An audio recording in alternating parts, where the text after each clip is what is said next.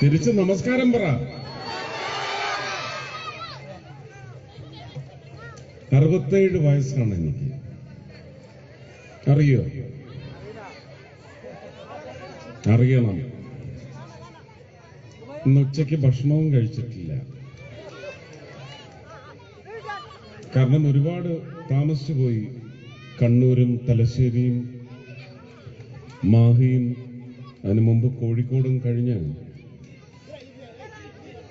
ഈ ഹെലികോപ്റ്റർ 6 മണിക്ക് ശേഷം ലാൻഡ് ചെയ്യില്ല എന്ന് പറഞ്ഞതുകൊണ്ട് ഓടി പരിപാടികളെല്ലാം തീർത്ത് ഇവിടെ വന്നിറങ്ങി. എൻ്റെ മുറിയിൽ പോകാൻ പോലും സമ്മതിച്ചില്ല. അശ്വിനി ഇവിടേക്കാണ് കൊണ്ടുവന്നത്. ആദ്യം നമ്മളിവിടെ നിന്നൊരു മുള്ളേരിയയിൽ കൊണ്ടുപോയി. അവിടെ ഏതാണ്ട് 1.25 മണിക്കൂറാണ് പരിപാടി നടന്നത്.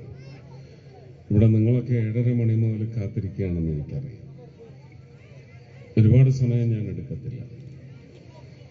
ഒരു ഇലക്ഷൻ വരുമ്പോൾ നമുക്കിങ്ങനെ കൊടിതോരണങ്ങളൊക്കെ കെട്ടി ഒരു വലിയ ഉത്സവ അന്തരീക്ഷമൊക്കെ സൃഷ്ടിക്കപ്പെടും.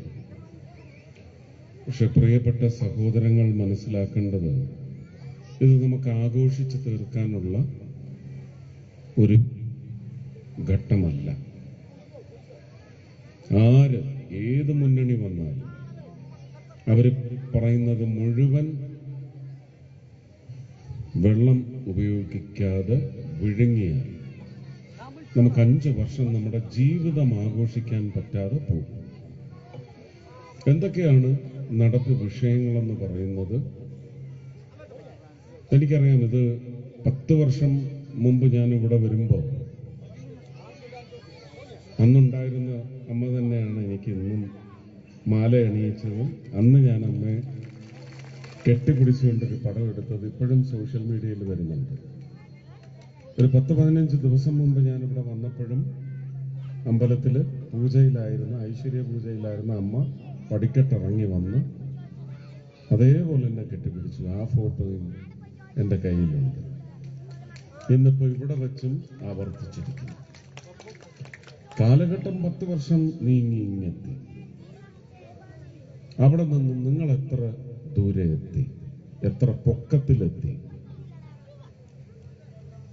എത്രമാത്രം വികസനം നിങ്ങളുടെ അടുത്തേക്ക് ഓടിയെത്തി? മംഗലാപുരം വിട്ട് കേരളത്തിലേക്ക് കടക്കുന്ന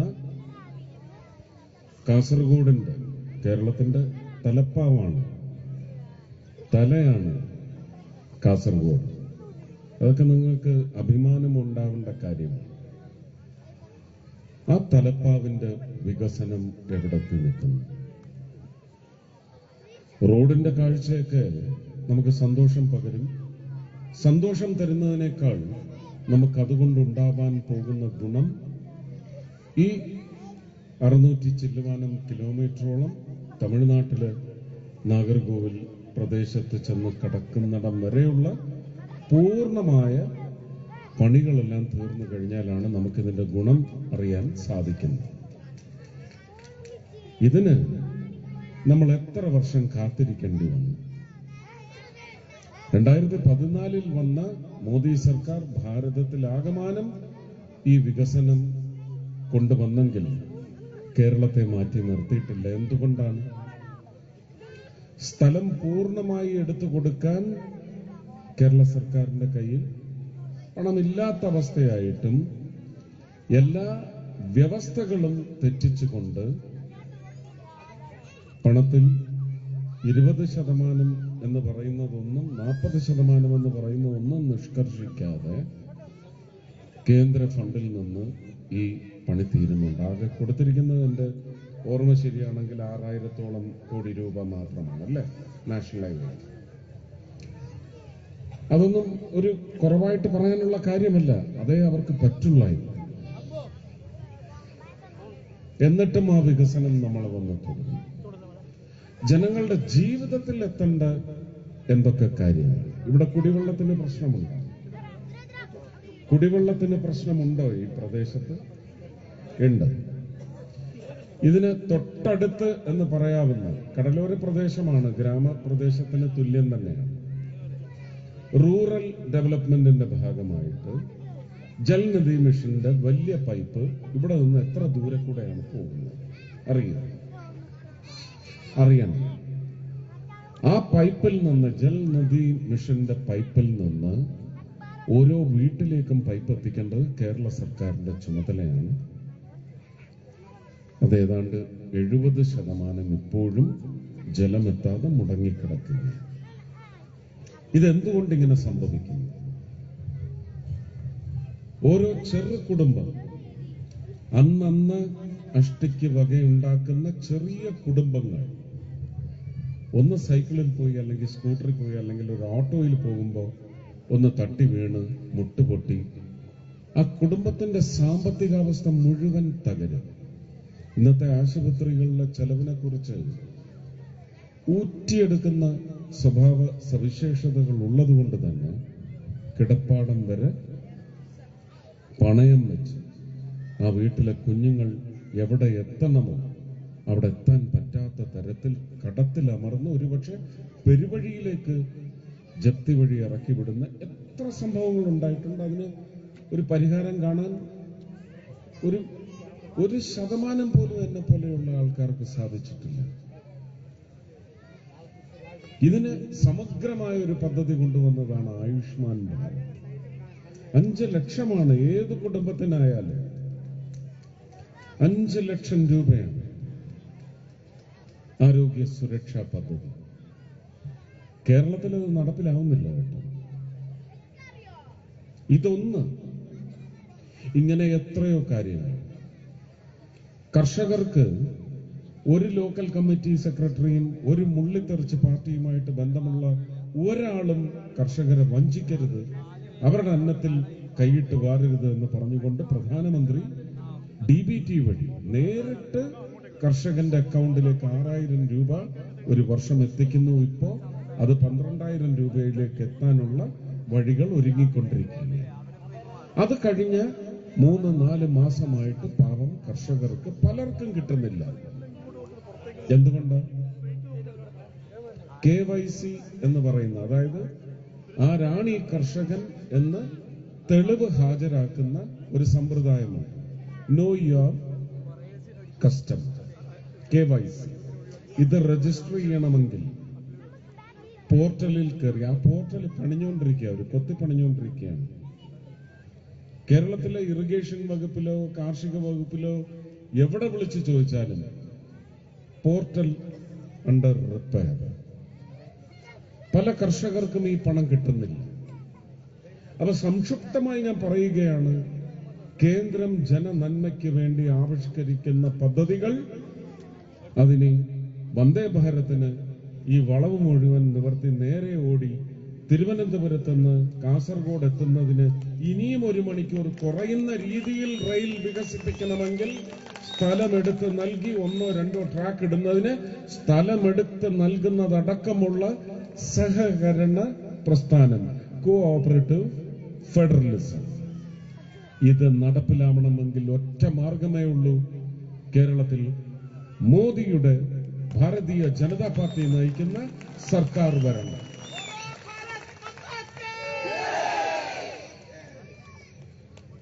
ഇതിനെ അവർക്ക് ന്യായം പറഞ്ഞ് എതിർക്കാനൊക്കത്തില്ല. തമാശക്കാരെ ഒരുപാട് പേരെ അവര് കാശ് കൊടുത്തു വെച്ചിട്ടുണ്ട്, ഒന്നിനും കൊള്ളാത്ത ആൾക്കാർ. അവരെ വെച്ച് ട്രോളുകൾ ഉണ്ടാക്കാം, അവരെ വെച്ച് റീലുകൾ ഉണ്ടാക്കാം, വികൃതമാക്കാം. പക്ഷേ അങ്ങനെ വികൃതമാക്കുമ്പോൾ ആ വൈകൃതം നിങ്ങളുടെ ജീവിതത്തിലേക്കാണ് 5 വർഷം അടിച്ചേൽപ്പിക്കപ്പെടുന്നതെന്ന് നിങ്ങൾ മനസ്സിലാക്കണം. ഒരു മേടയിലും ഒരു മുന്നണിയുടെയും നേതാക്കൾ വന്നു നിന്ന് ഇതുപോലെ സംസാരിക്കുന്നത് നിങ്ങൾക്ക് കേൾക്കാം. നിങ്ങൾ വിശ്വസിക്കണ്ട, ഞാൻ പറയുന്നതും വിശ്വസിക്കണ്ട. പക്ഷെ ഇതിന്റെ പിന്നിൽ സത്യമുണ്ടോ എന്ന് നിങ്ങൾ അന്വേഷിക്കണം. അത് ഈ വക്രം നിർമ്മിച്ചുകൊണ്ടിരിക്കുന്ന വിഭാഗങ്ങളുടെ അംശങ്ങൾ കണ്ടിട്ടല്ല. നിങ്ങൾ അന്വേഷിക്കണം, നിങ്ങൾ കണ്ടെത്തണം, നിങ്ങളത് മനസ്സിലാക്കണം. ആ മനസ്സിലാക്കിയതിന് നിങ്ങൾക്ക് ഈ അധമ ഭരണത്തിന് ഒടുക്കം കുറിക്കണം. ആ അധമ ഭരണത്തെ നിയന്ത്രിക്കാത്ത പ്രതിപക്ഷത്തെയും ഒടുക്കണം എന്ന് നിങ്ങൾ വിചാരിച്ചാൽ ഡബിൾ എഞ്ചിൻ സർക്കാർ കേരളത്തിൽ വരും. താമരകൾ നിറയെ വിരിയും. ജനഹിത ഭരണം കാഴ്ചവെക്കുന്നതിന് നിങ്ങൾ നിശ്ചയിക്കുന്ന എണ്ണത്തിൽ വന്നാൽ അതിന്റെ ഗുണം കേരളത്തിലെ ജനങ്ങൾക്കുണ്ടാവും.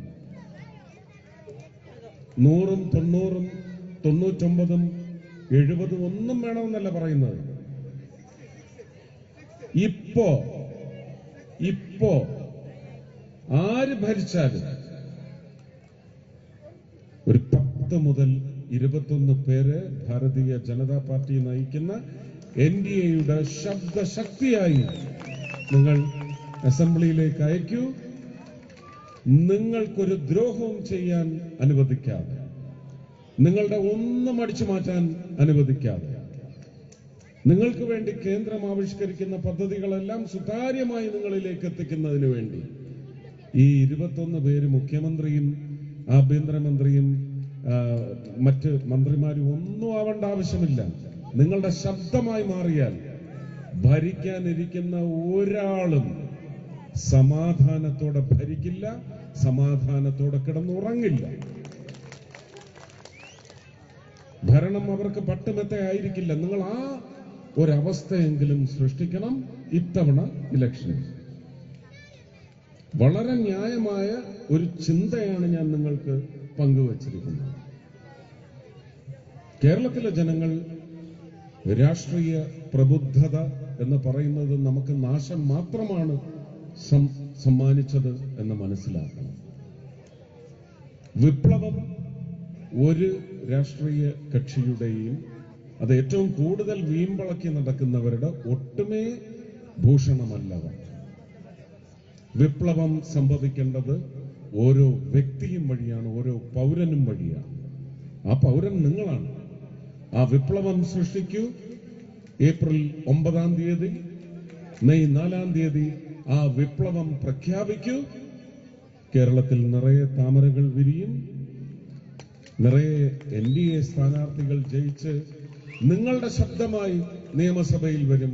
അതിനുവേണ്ടി നിങ്ങളുടെ ഹൃദയം കൊണ്ട് ഈ ഒരു ഇലക്ഷൻ പ്രക്രിയയിൽ പങ്കുചേരണം.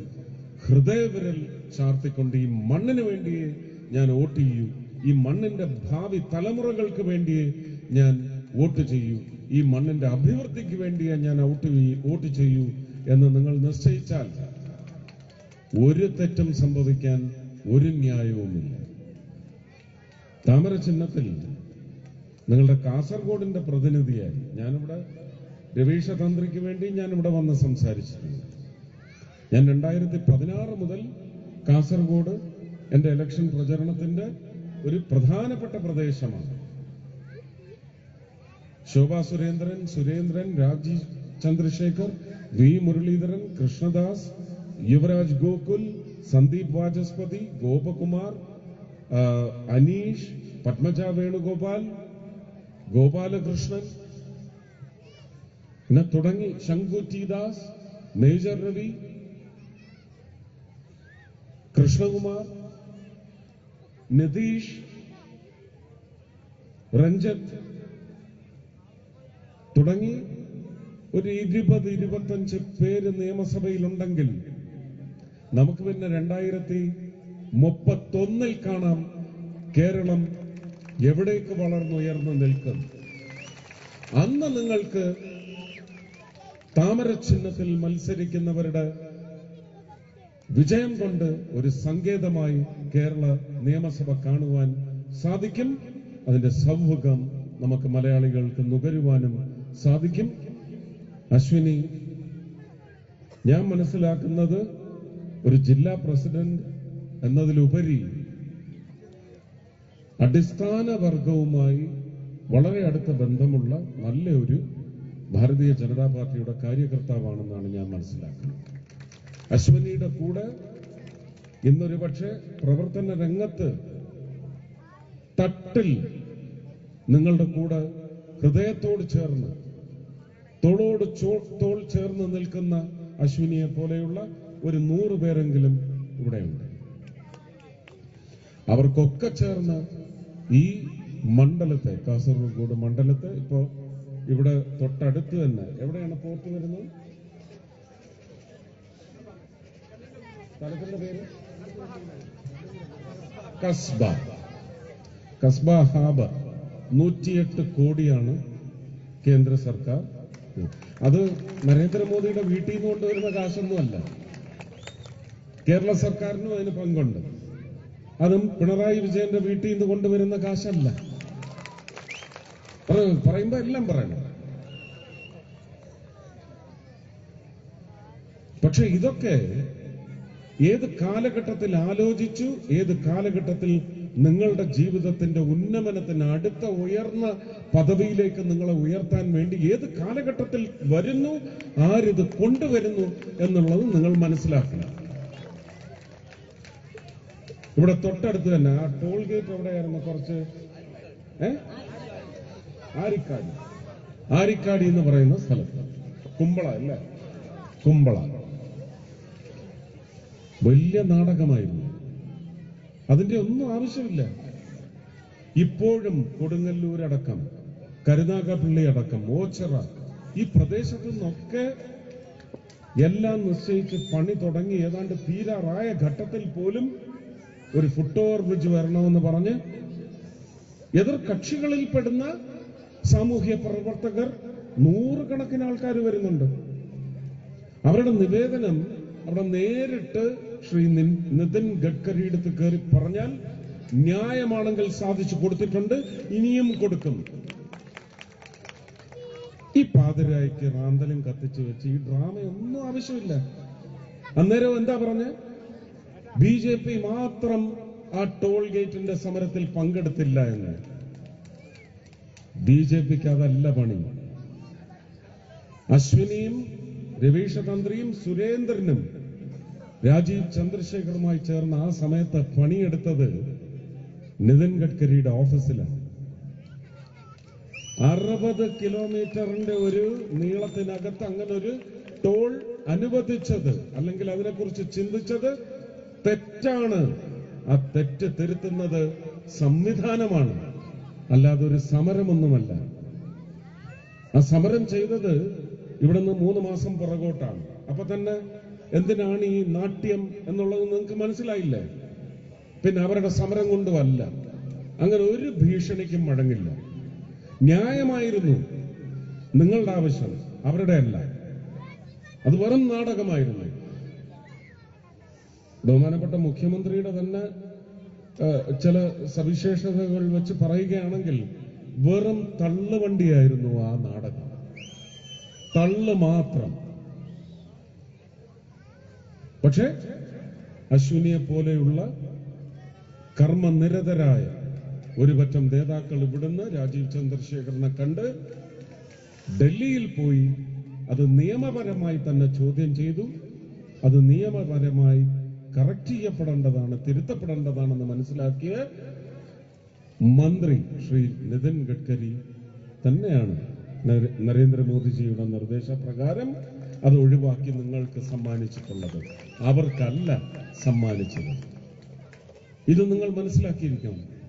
അങ്ങനെ പ്രാപ്തിയുള്ള നേതാക്കൾ വരട്ടെ. അങ്ങനെ പ്രാപ്തിയുള്ള നേതാക്കൾ വരുമ്പോൾ അവർ ചെയ്യുന്നത് പര്യാപ്തമല്ല എന്ന് തോന്നിയാൽ ഈ നാടകം കളിച്ചവരൊക്കെ അന്നേരം ഇതുപോലെ നാടകം കളിക്കട്ടെ, തള്ളുവണ്ടി ഉരുട്ടട്ടെ എന്ന് മാത്രം പറഞ്ഞുകൊണ്ട് ഞാൻ ഇനിയും ദീർഘിപ്പിക്കുന്നില്ല. താമര ചിഹ്നത്തിൽ വോട്ടുകൾ രേഖപ്പെടുത്തി ഇവിടെ അശ്വിനി, അതുപോലെ ഉദുമ, അതുപോലെ തന്നെ നമ്മുടെ സുരേന്ദ്രൻ. ഈ സുരേന്ദ്രൻ അശ്വിനി ഭാവമാണ്, അങ്ങനെ ഒരു ചീറ്റപ്പുലിയൊന്നും ആവാനൊക്കത്തില്ല. പക്ഷേ ശോഭാ സുരേന്ദ്രനെ പോലുള്ളവർ നിയമസഭയിൽ ഉണ്ടായിരുന്നെങ്കിൽ ഈ സ്വർണം ചെമ്പാക്കി വിറ്റുകൊണ്ട് നടന്നില്ലേ?